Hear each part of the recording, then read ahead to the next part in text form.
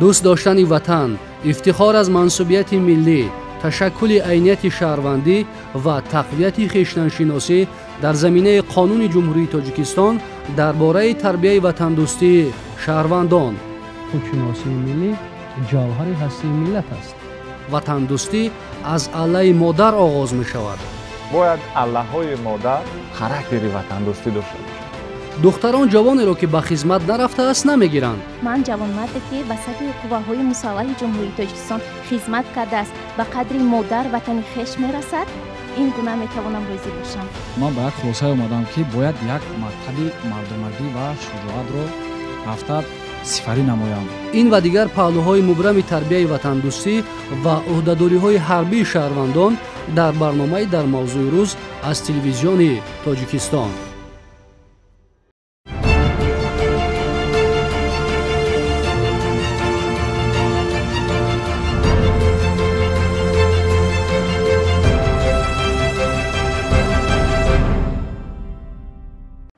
салом бинандагони гиромӣ, барномаи навбатӣ дар мавзӯи рӯз аст.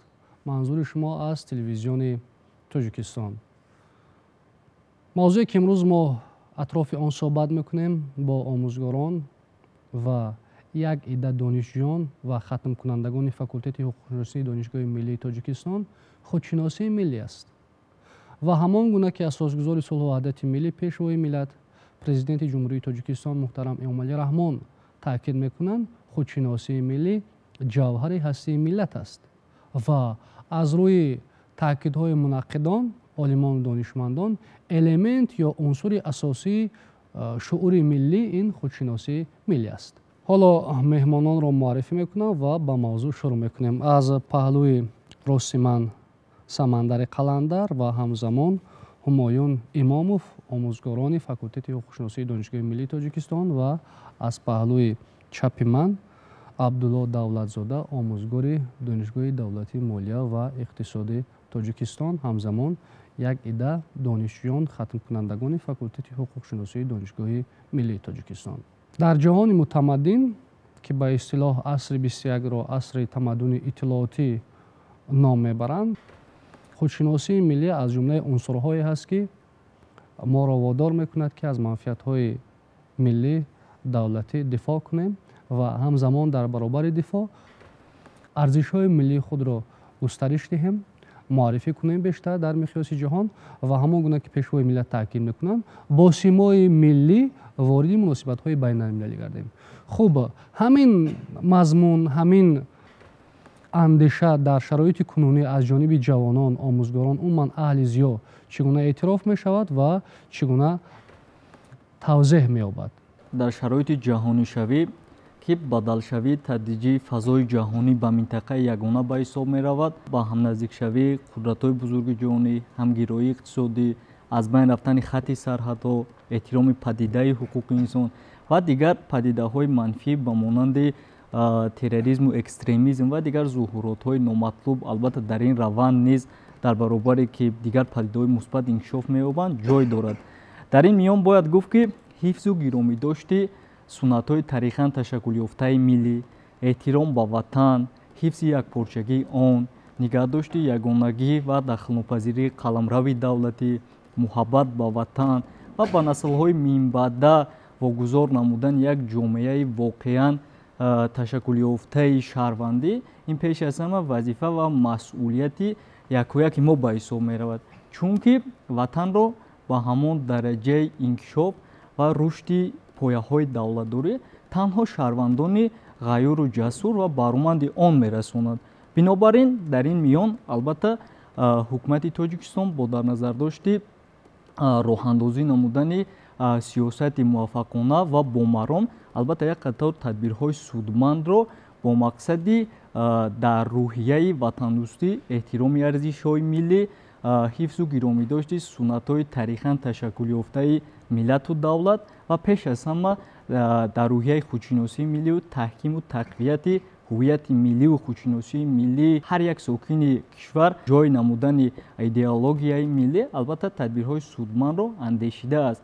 бешак ин маҳз аз сиёсати муваффақона ва дурандешонаи асосгузори сулҳу ваҳдати миллӣ, пешрои муаззами миллат муҳтарами муаллӣ рамон дарак медиҳад, чунки аз лаҳзаҳои аввали соҳиби истиқлоли кишвар маҳз дар баромадҳояшон пайваста пешвои муаззами миллат қайд менамуданд, ки мо ҷонибдори бунёд намудани давлати демокративу ҳуқуқбунёд бо дар назардошти байнобат гирифтани принсипу меъёрҳои ҳуқуқи байналмилалӣ ва ҳамзамон арзишҳову суннатҳои тарихан ташаккулёфтаи миллати тоҷик мебошем. Бо дар назардошти ин, албатта дар ин раванд ва дар раванди эъмори давлати демокративу ҳуқуқбунёд бешак ҳифзу гиромидошти ҳуқуқу озодиҳои инсон ва пеш аз ҳама ташаккули пояҳои давлатдории миллӣ маҳз аз худшиносиву ҳуввияти миллии шаҳрвандон дарак медиҳад. ва ин бешак аз муқаррароти меъёрие ки дар дебучаи Конститутсияи Ҷумҳурии Тоҷикистон ки бо дар назардошти эҳсоси баланди масъулият дар назди наслҳои гузаштаву оянда ва байнобатгирии дӯстиву баробарҳуқуқии тамоми халқу миллатҳо бунёд намудани ҷомеаи адолатпарвар маҳз аз ҳамон меъёрҳо ва аз ҳамон тадбирҳои судманде ба ҳисоб меравад, ки дар самти таҳкими худшиносии милливу гиромидошти якпорчагии ватану таҳким ва тақвияти минбаъдаи пояҳои давлатдориву унсурҳои тарихан ташаккулёфтаи ҷомеаи суннати тоҷик дарак медиҳад, ки мо инро қисми муқаддимавии Конститутсияи миллии худ инро мо албатта муқаррар намудем, ки маҳз аз ҳамин муқаррарот дигар ғояҳои минбаъдаи тарбияи миллӣ ки дар баргирандаи унсурҳои ба худ хос мебошад маншаъ мегирад ва дар робита ба ин албатта як қатор консепсияҳо барномаҳову ҳатто дар сатҳи қонунгузорӣ қонуни миллӣ низ ба тасвиб расид, ки дигар паллӯҳои мубрами тарбияи ватандӯстӣ, эҳсоси баландӣ, масъулияти шаҳрвандӣ ва таҳкими ҳуввияти миллиро мавриди танзими ҳуқуқӣ қарор медиҳад. Ташаккури зиёд, яъне имрӯз аз ҷониби давлат ҳукумат тамоми заминаҳо барои ташаккули худшиносии миллӣ ва дӯст доштани ватан дар маҷмӯъ ҳифзи арзишҳои миллӣ, ҳифзи якпорчагии давлату миллат фароҳам оварда шудааст. Аммо имрӯз чаро баъзан мо мушоҳида мекунем, ки ҷавонони мо то ҳадде ки зарур аст сарфам намераванд ба мафҳуми худшиносии миллӣ. Чӣ бояд кард, ки худи ҷавонони мо иқдом бигиранд ва дар низом ё гармонияи табиӣ ё ҷамъиятӣ худро ҳамчун як узви фаъол эътироф кунанд ва саҳми шоён гузоранд дар суботи ҷамъиятӣ, дар муаррифӣ кардани арзишҳои умуми инсонӣ ва пеш аз ҳама арзишҳое ки инсонро ҳамчун ҷузви ин табиат, ин ҷамъият ва ҳамчун инсони ҳушманд, инсони закӣ ва инсоне ки бедории миллӣ дорад муаррифӣ мекунад. Таълиму тарбия ин як раванди муштарак ва мураттабгаштаи тамоми ниҳодҳои ҳам мақомоти давлатӣ ва ҳам сохторҳои ҷомеаи шаҳрвандӣ, умуман оила ва дигар субъектони бо салоҳият мебошад. Албатта мо тарбияи насли навраса дар рӯяи ватандӯстӣ, ифтихори ватандолӣ, таҳкими ҳуввияти миллӣ мо маҳз ба як субъект вогузор кардан ин албатта кори саҳлу осон аст, чунки ин тарбия раванди муштараки ҳам ба воя расондани насли наврас дар рӯҳияи арзишҳои муҳимтарини башарӣ ва воқеӣ ва ба ҳаёти мустақилона ворид намудани насли наврас ба ҳисоб меравад. Ва бояд гуфт, ки албатта дар ин самт тадбирҳои судманд андешта шудагӣ ҳастанд. Албатта дар сатҳи қонунгузорӣ аз ҷумла Қонуни Ҷумҳурии Тоҷикистон дар бораи тарбияи ватандӯстии шаҳрвандон, ки маҳз бо иқдому ташаббусоти бевоситаи пешвои муаззами миллат 24 декабри соли 2022 ба тасвиб расид, албатта як қатор тадбирҳои таъминотӣ муқаррар карда шуданд аз қабили тадбирҳои иттилоотию тарғиботӣ, ки ба сами шаҳрвандон бешак расонидани ғояҳои миллӣ, ғояҳои ватандӯстӣ, ғояҳои хештаншиносӣ ва ҳуввияти миллӣ.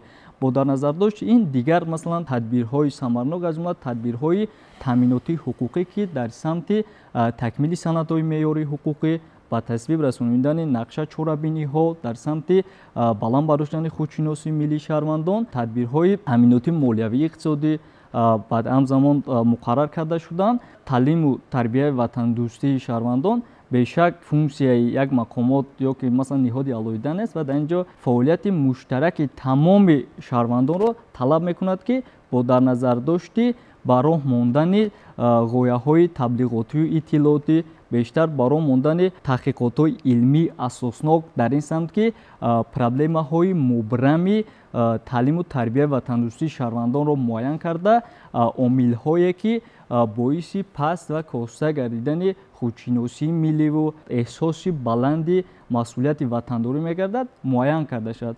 дар масъалаи қабули барномаҳо андешидани тадбирҳо ё ин ки дигар сандҳои меъёрии ҳуқуқӣ ки ба ин самт нигаронида шудан боз бармегардем. ҳоло саволи навбатӣ ба абдулло давлатзода ки худшиносии миллӣ дар ҷаҳони муосир то куҷо метавонад дар таҳкими пояҳои давлатдории мо мусоидат кунад? унсури меҳварие ки устувории давлатро дар замони муосир нигаҳ медорад, ин ташаккули афкори умумии миллии худшиносии миллӣ дар зеҳнияти ҷомеа аст. ва инҷо ҳарф сари масъалаи ҷавонон рафт ва ҷавонон киё ҳастанд? ҷавонон ин як қишре ҳастанд ки ҳамеша бо тарбия ниёзманд ҳастанд ва тарбиятгари ин қишри ҷомеа киё ҳастанд? насли солдида, таҷрибадор, афкорашон инкишоф ёфта, донишашон мукаммал гашта, таҷрибаи зиндагониро, бархурдҳои ҷамъиятиро дида ҳастанд ва ин мардум ба насли ҷавон тарбияро, ҳуввияти миллиро, андешаи ватандӯстиро, ватансозиро, миллатдӯстиро меомӯзонанд. ин аср асри тамаддуни иттилоотӣ аст. асре ҳаст ки карахтишавии ғояҳои миллиро намепазирад ва ҳар лаҳза бояд зери мафҳуми манфиатҳои миллӣ, хостаҳои миллӣ, андешаҳои миллӣ, хоб маромҳои миллӣ, ҳуввияти миллӣ нигоҳи нав ки мутааллиқ ба ана ҳамин фазо бояд бошад, бояд рӯи кор биёяд, эҷод шавад ва мувофиқ ба принсипи замон корбарӣ шавад. ҷаҳон бо шиддат инкишоф ёфта истодааст, ҷаҳон бо шиддат тағйир ёфта истодааст ва бояд арзишҳои суннатии миллиамонро модернизатсия кунем, замонасозӣ кунем ва бо насли нав рӯи кор биёрем ва аз ин тариқ битавонем ки ватанро, миллатро, хоб якпорчагии ватанро, арзишҳои миллиамонро ҳимоя кунем.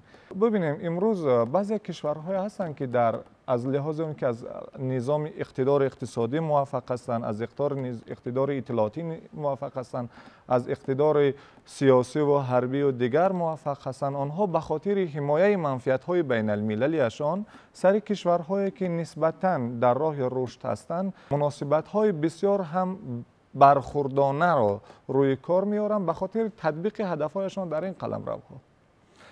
аз ин лиҳоз онҳо чӣ кор карда истоданд? ҳанаму ҷанги иттилоотиро рӯи кор гирифтанд, фазои иттилоотиро дар ихтиёри худ гирифта истоданд ва мафкурасозии миллиро аз байн мебаранд. аз тариқи фазои иттилоот мафкурасозии миллиро аз байн мебаранд ва як мафкураи умумиҷаҳониро эҷод карда истоданд ки зери мафкураи умумиҷаҳонӣ, шинохти умумиҷаҳонӣ баробари арзишҳо аслан назар афканем манфиатҳои иқтисодӣ меистад ва дар доираи ҳамин манфиатҳои иқтисодӣ хостаҳои иҷтимоӣ ё ки соҳибшавӣ ба моликиятҳои бузурги иқтисодӣ барои насли ҷавон дигар арзишҳои ватандӯстӣ, миллатдӯстӣ, ягонагии миллӣ, ягонагии ватан дигар оҳиста оҳиста костагӣ пайдо мекунад. дар ин фазо бояд мо ҳам тавонем принсипҳои муштараки бародар гуфтанд ки тарбия характери муштарак дорад. ин дуруст аст. принсипҳои муштараки ҳама қишрҳо, ҳама сохторҳо, ҳама унсурҳо, ҳама ниҳодҳои пешбарандаи ҷомеаро ба вуҷуд биёрем ва дар фазои иттилоотӣ муваффақияти арзишҳои иттилоотии худро роҳандозӣ кунем ки аз ин фазо тавонем мафкураи миллиро, худшиносии миллиро, эҳсоси миллиро, ватандӯстии миллиро эҷод кунем ва ҳимоя кунем. ташаккури зиёд. яъне ки имрӯз дар ҷаҳони мутамаддини иттилоотӣ нақши иттилоот хеле муассир аст дар ба вуҷуд овардани мафкураи миллӣ. дар ин росто ҷомеаи мо, фазои иттилоотии мо пешгом аст ё на? фарҳанги миллати тоҷик ё ки таърихи миллати тоҷик ин таърихи кӯчак нест. ин таърихи бештар аз 6000 солаи ташаккулёбиро дорад ва мо бояд донем ки ҷаҳониён аз ин фарҳанг, аз ин тамаддун ва аз ин таърих омӯхтанд. шоҳасари хеле мукаммали пешвои муаззами миллат, президенти ҷумҳурии тоҷикистон, асосгузори сулҳу ваҳдати миллӣ, анаму чеҳраҳои мондагор тавонист барои ин миллат чеҳраҳои бузурги тарихан инкишофёфтаи ин миллатро муаррифӣ карданд. китоби тоҷикони алома бобоҷон ғафуров ҳам тавонист ки моро аз бархурдҳо наҷот диҳад. вақте вориди фазои иҷтимоӣ мешавӣ, шабакаҳои иҷтимоӣ манзур аст, аз ҳама қишре ки дар ҳимояи манфиатҳои миллӣ, хостаҳои миллӣ, мақсадҳои миллӣ, маромҳои миллӣ, якпорчагии тоҷикистон نسبتاً فعالتر هستند، این نسل جوان هستند. در این روند هیچ تاثیر دیگر نمیتواند که خزانه ملی را برای نسل جوان ما به بار بیارد. تشکر زیاد. ادعای بیشتر سر سهم جوانان رفت. در همه سندهای نیروی حقوقی برنامه‌هایی که از طرف دولت و حکومت قبول شدند و روی کار آمدند، یکی از عنصرهای ترکیبی یا عنصرهای محوری این خودشناسی ملی را این خدمت اهلانه به وطن تشکیل می‌دهد، مخصوصا در صف قوای مسلح. خب از خود جوانان می‌پرسیم که در این نکته یا که وابسته به این نکته چی نظر دارند؟ شما خودشناسی ملی یا خدمت به وطن را در چی می‌بینید؟ کامران سعیدов ҳастам, донишҷӯи курси чорумии факултаи ҳуқуқшиносии донишгоҳи миллии тоҷикистон. албатта чихеле ки устодон дуруст қайд карданд, яке аз масъалаҳои муҳим, яъне ки масъалаи тарбияи ватандӯстии шаҳрвандон ба ҳисоб меравад ки ин масъалаи рӯзмарра дар ҷомеаи имрӯза мебошад. албатта чунин гуфтанӣ ҳастам ки сарчашмаи асосии худро ин пеш аз ҳама аз оила мегирад, чунки шахс вақте ки аз оила ҳамон мағзи асосӣ, ҳамон маҳаки асосиеро мегирад ва ин дар оянда сабаби муваффақиятҳои ӯ мегардад ва ҳамчун шахси комил ба камол мерасад ва дар натиҷа чӣ пайдо мешавад? меҳр, муҳаббат нисбати падар, нисбати модар, нисбати ватан. дар Конституцияи Ҷумҳурии Тоҷикистон низ қайд карда шудааст ки давлат пеш аз ҳама ба кулли шаҳрвандон, яъне ки ҳуқуқу озодиҳои онҳоро ҳифз менамояд ва дар натиҷа шаҳрванд низ дар назди давлат уҳдадорӣ дорад. унсури асосии ҷомеаи шаҳрвандӣ ин уҳдадории тарафайни байни давлат ва шахс мебошад. шумо хатмкунанда ҳастед. имрӯз як анъанаи бисёр нек дар байни ҷавонони мо роиҷ аст. ин аст ки пас аз хатми донишгоҳ онҳо дастаҷамъона ба сафи қуввои мусаллаҳ шомил мешаванд. чунин иқдом дар байни шумо ки хатмкунанда ҳастед, оё ба назар гирифта шудааст ё не? албатта хеле дуруст қайд кардед. тамассулат чунин иқдомҳо пас аз яъне ки тағйири лоиҳаҳо ворид шуданд ба қонуни ҷумҳурии Тоҷикистон дар бораи уҳдадории умумии ҳарбӣ ва хизмати ҳарбӣ, чунин иқдомҳо пеш гирифта мешаванд аз ҷониби донишҷӯён. мо худ яъне ки хатмкунандаи факултаи ҳуқуқшиносии донишгоҳи миллии Тоҷикистон ки ҳастем, бале бо кулли ҳамкурсон яъне ки ин иқдомро пеша гирифтем ва арзуҳои худро пешниҳод намудем. сарҷам ба сафи қувваҳои мусаллаҳи ҷумҳурии Тоҷикистон яъне ки сафарбар хоҳем шуд. хуб аз байни шумо ҳастанд нафароне ки боз ба хизмат мераванд ҳамин сол, онҳое ки хатм мекунанд ҳамроҳи шумо? ҳамаи донишҷӯёни дар студия ҳозир яъне ки ҳозир буда ҳама ҳамкурсон ҳастем, қариб ки чорумкурс хатмкунанда ва ҳар яки мо ба яъне ки ин иқдом ҳатман сафарбар мешавем. сухан сари тарбия рафт ва аксаран изҳор доштанд ки тарбия аз муҳити хона сарчашма мегирад. тарбияи худшиносии миллӣ, тарбияи ватандӯстӣ, тарбияи эҳтироми ҳамдигар, тарбияи эҳтиром ба арзишҳои умумии инсонӣ аз муҳити оила сарчашма мегирад ва дар муҳити оила пеш аз ҳама падару модар бояд худ намунаи ибрат бошанд. духтароне ки имрӯз мехонанд соҳиби маълумот мешаванд, оянда модари як оила ҳастанд, модари фарзанде мешаванд ва нақши онҳо дар таълиму тарбия дар муҳити хонавода бештар аст. онҳо фаъолтаранд, чун мард асосан ба корҳои берун аз муҳити хона бештар банд аст. шумо чӣ мегӯед дар ин росто? яъне нақши модарон, нақши занон дар тарбияи ватандӯстии насли наврас чӣ гуна аст? дуруст қайд кардед. чӣ тавре ки гуфтед, вақти зиёдро ҳангоме ки падар дар кор мегузаронад, ҳамин зан, модари тоҷик ки босавод бошад, ҳатман насли наврас низ ин гуна тарбия меёбад. ахлоқи хуб, тарбияи хуб метавонад ки дар рӯҳияи ватанпарварӣ ки имрӯз мавзӯи рӯз он аст, мақсадҳои асосӣ дар рӯҳияи тарбияи ватанпарварӣ ин ташаккул додани айнияти шаҳрвандӣ, сифатҳои баланди ахлоқӣ, ҳуввияти миллӣ ва тафаккур ва ҳисси ватандӯстиро дар байни шаҳрвандон муайян намудан, паҳн кардан аст. ва қайд кардан лозим аст ки сафарбар намудан ба қувваҳои мусаллаҳи ҷумҳурии Тоҷикистон, ватан ва модар ин барои ҳар яки мо хизмат ба он қарз аст. яъне мо уҳда дорем ки қарзи шаҳрвандии худро адо намоем. ва гуфта мешавад ки дар сафарбар намудан дар қувваҳои мусаллаҳи ҷумҳурии Тоҷикистон ҳар як ҷавонмард аз зинаи аввал на танҳо дарси зиндагӣ меомӯзад, ӯ метавонад ки ҳам ҷисмонӣ ва ҳам маънавӣ обу тоб ёбад. ман барои ҷавонмардон гуфтаниам ки ҳар як ҷавонмарди тоҷик ки бо обу рӯй аст вазифадор аст ки дар назди модар ватани хеш қарзи худро адо намуда хизмат ба ватан намояд. ташаккур.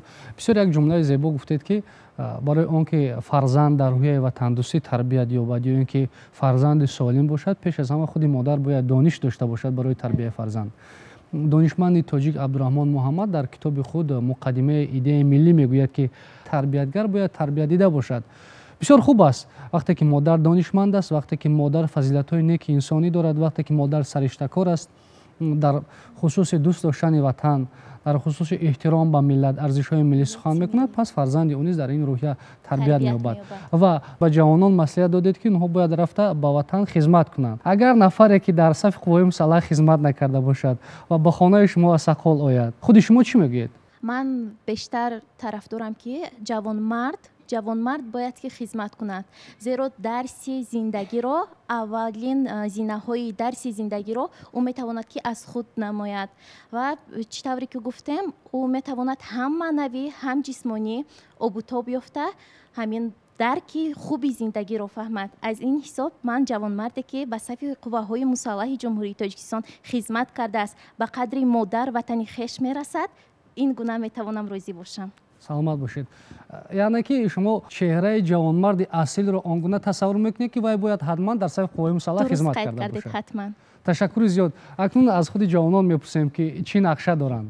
нурозода ҳумайнӣ мебошам, донишҷӯи факултати хушносӣ, курси 4 хатмкунанда мебошам. имсол бо як масъулияти баланд хостам ки дар сафи қувваҳои мусаллаҳи ҷумҳурии Тоҷикистон сафарбар шавам бо ҳамкурсонам. яке аз уҳдадориҳои ҳар як шаҳрванд, ҳар як ҷавонмард уҳдадории ҳарбии худро ба ҷо овардан аст пеш аз ҳама ва инчунин санадҳо ва конститутсияи ҷумҳурии Тоҷикистон хизмати ҳарбиро ҳамчун уҳдадории ҳар як шаҳрванд муайян намудааст ва ҳар як ҷавонмардро мебояд ки дар сафи қувваҳои мусаллаҳи ҷумҳурии Тоҷикистон хизмат намояд ва ватан, миллат, модари худро ҳимоя намояд, қарзи шаҳрвандии худро иҷро намояд. пеш аз ҳама барои ҳамин рӯҳияро дар байни ҷавонон ташаккул додан аз оила сар шавад.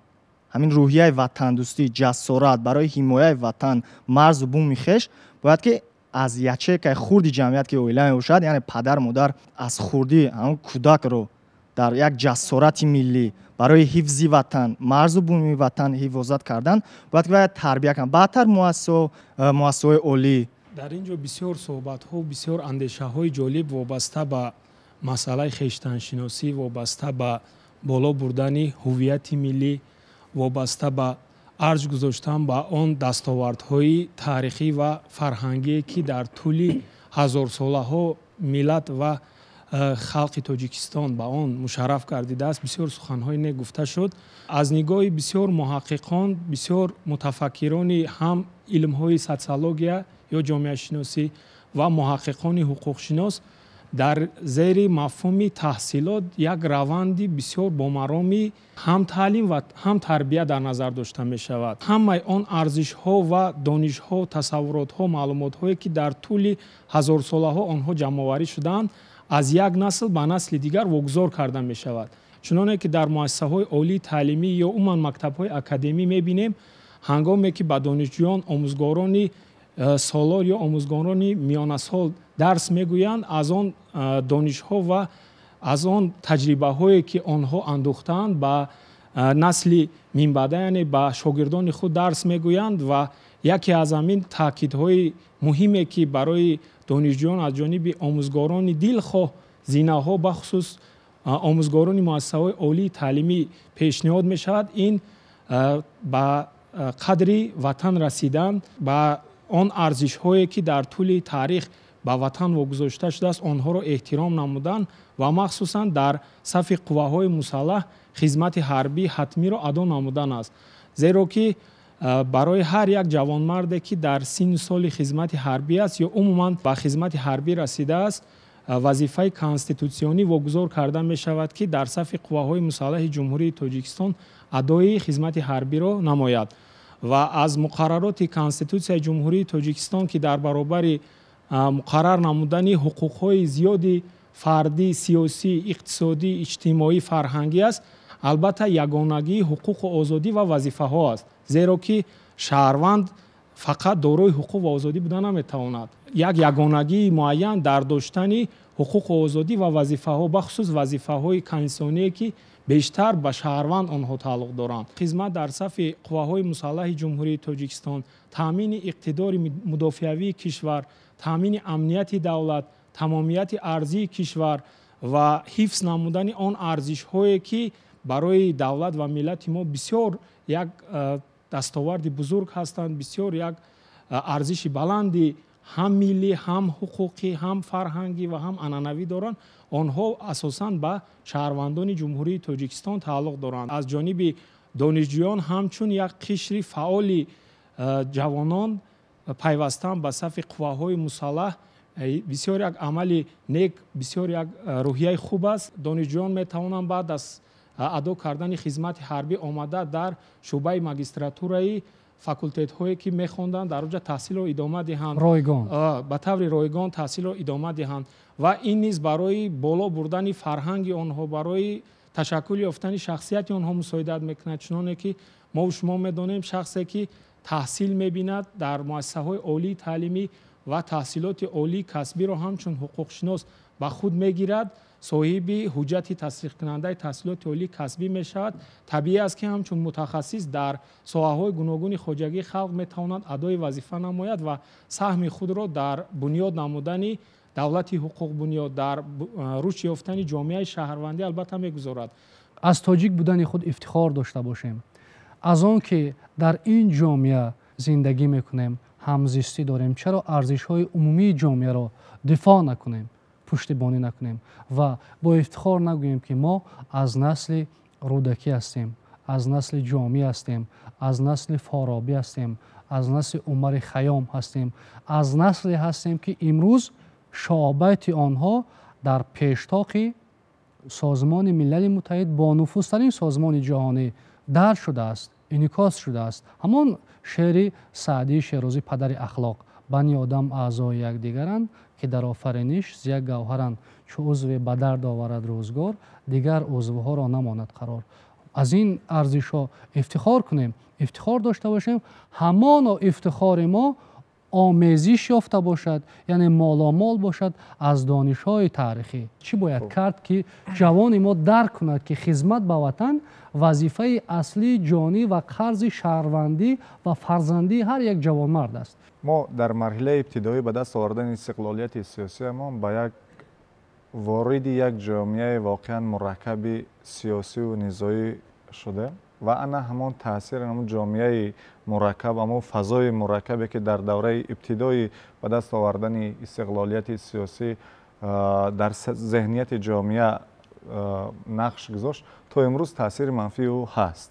шумо агар ҳамин мавсими нави сафарбаркунӣ ба сафи қувваҳои мусаллаҳро дида бошед, бубинед хатмкардаи муассисаҳои таҳсилоти олии тоҷикистон чигуна дар доираи 70, 100, 150, 200 нафар ҷамъ шуда бо ҳам ба сафи қувваҳои мусаллаҳи ҷумҳурии тоҷикистон барои адои хизмати ватан мераванд.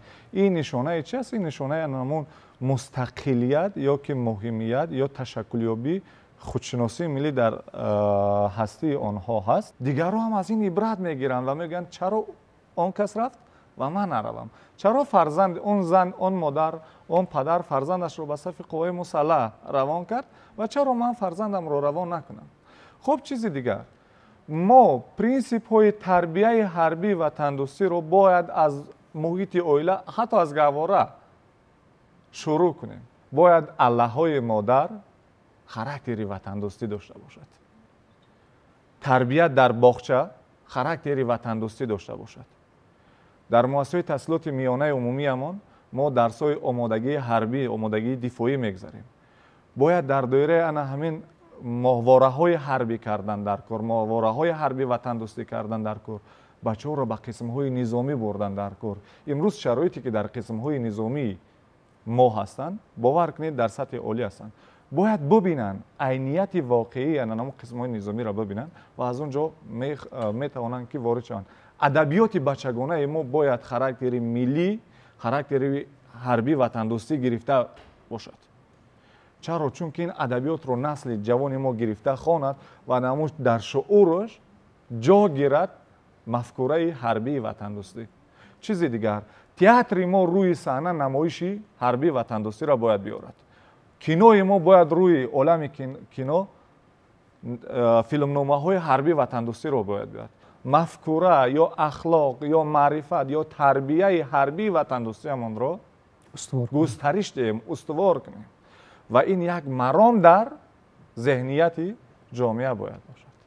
ташаккур зиёд. хуб, андешае ҳаст аз ҷониби ҷавонон? ман ёров сайбурхон ҳастам, донишҷӯи курси чоруми факултети ҳуқуқшиносии донишгоҳи миллии тоҷикистон мебошам. ман ба як хулосае омадам, ки бояд як мактаби мардонагӣ ва шуҷоатро рафта сифарӣ намоям ва аз рӯи ихтисоси интихобкардаи худ ба давлати худ, ба халқу миллати худ бояд хизмат намоям. ватанпарастӣ ин хизмат ба ватан аст, хизмат ба ватан ин хизмат ба халқ аст. ин вазифаи муқаддаси ҳар як ҷавонмард мебошад ва мо хатмкунандагони факултети ҳуқуқшиносии донишгоҳи миллии тоҷикистон ба як хулосае омадем, ки бояд дар сафи қувваҳои мусаллаҳи ҷумҳурии тоҷикистон хизмати ҳарбиро бо як сари баланд адо намоем. ташаккури зиёд. то он ҷое ки иттилоъ дар даст ҳаст, имсол аз ҷониби донишгоҳи миллии тоҷикистон маҷмӯан ҳудуди 500 нафар донишҷӯён хатмкунандагон ба сафи қувваҳои мусаллаҳ шомил мешаванд. албатта ин як иқдоми наҷиб аст, иқдоми шоистаи таҳсин аст ва итминон аст, ки дигар муассисаҳои таҳсилоти олӣ низ аз ин иқдом пайравӣ мекунанд ва ҷавонони мо дастаҷамъона ватани худро, марзу буми худро, давлати худро, арзишҳои миллии худро, манфиатҳои давлату миллати худро дифоъ менамоянд. дар ин ҷо бинандагони гиромӣ, суҳбати мо дар мавзӯи худшиносии миллӣ, тарбияи ватандӯстӣ ба поён мерасад. бори дигар ёдовар мешавем, ки суҳбате доштем бо Самандари Қаландар ва ҳумоюн Имомов, омӯзгорони факултети ҳуқуқшиносии донишгоҳи миллии тоҷикистон, ҳамзамон донишҷӯён хатмкунандагон аз ҳамин факултет ва Абдулло Давлатзода, омӯзгори донишгоҳи давлатии молия ва иқтисоди Тоҷикистон. Бар он боварем, ки ҷавонони мо, ки қишри фаъоли ҷомеа, нерӯи пешбарандаи ҷомеа ҳастанд, ба моҳияти худшиносии миллӣ, дӯст доштани ватан, модар амиқан ворид мешаванд ва он гуна ки борҳо пешвои миллат таъкид мекунанд, ҷавонон ояндаи давлату миллат ҳастанд, ба ин эътимод арзанда будани худро собит месозанд. барномаи мо дар ин ҷо ба поён расид. Сарбаланду пирӯз бошед.